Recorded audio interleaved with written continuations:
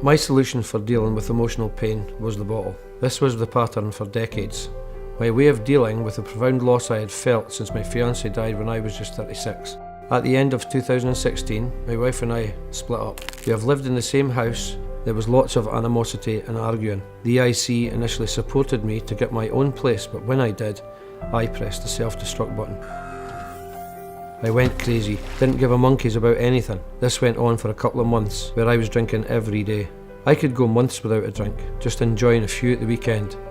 A binge drinker. If something major happened in my life, I pressed the button and away I would go. This binging session lasted 8 weeks. It was horrible. I have a young autistic son of 7, who I want to be there for, and it's because of EIC I am still there, and not 6 feet under. Day to day I was bordering on suicidal. I sat in my flat and thought I'd be found dead in the corner. If I heard someone on the stairs, I hid in a cupboard, scared that they were coming to my door. I loved the middle of the night because nobody come to my door. I binned the dishes rather than wash them. I chased the bottom of a glass to make myself feel better. And eventually, I put my hands up and said, I've had enough. I need someone to help me. This was hard. You don't want people to know you're not coping, but I was a mess. I lost 3.5 stone and looked like death warmed up. Following many calls with the EIC and my HR department, I went into a community detox program and then returned to work. The EIC helped me set up my flat, but my wife was dropping off my son one night and I saw someone else with him in the car. I went crazy and hit the bottle again. After that, I couldn't see my son for a month. This was hard, as I love him to bits. He is my life. I don't have anyone else, no family, no one else to turn to, and all my friends had drifted away, so I was isolated.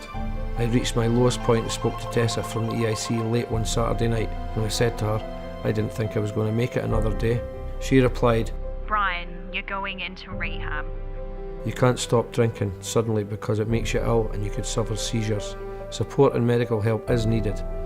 The EIC organised all of this for me. I was put into rehab for a month, given drugs for the first week to help my body cope with the alcohol withdrawal, and talked about my problems with psychotherapists. There was a saying at the rehab centre, we have all arrived on different ships, but we're all in the same boat. What I was taught in rehab is really sunk in and I never want to jeopardise it. When I came out of rehab, I rearranged all the furniture in my flat so I wasn't sitting in the same environment. I'm going to regular AA meetings and living my life without alcohol. The EIC have done so much to help me. They organised, supported my rehab and helped me to find a new flat, paid for the deposit and 2 months' rent. If I had to describe them, I would say they are clairvoyant. They know that people have problems, sometimes before they even admit it themselves. And if you need help, the EIC gives it, often where otherwise you would never receive it. They will sort you out, not might, but will. A lot of people wouldn't admit to having a problem like mine's, but once you admit it, you can see you're looking after number one now. You're looking after your life and your relationships. Now I can take my son to the driving range, go-karting, swimming, cinema. It's just brilliant, honestly. And I've got the EIC to thank for that. I feel blessed and my eyes are smiling now. Now my son has his dad back, and for that I'm entirely grateful. The electrical industry's charity, supporting our people through life's challenges.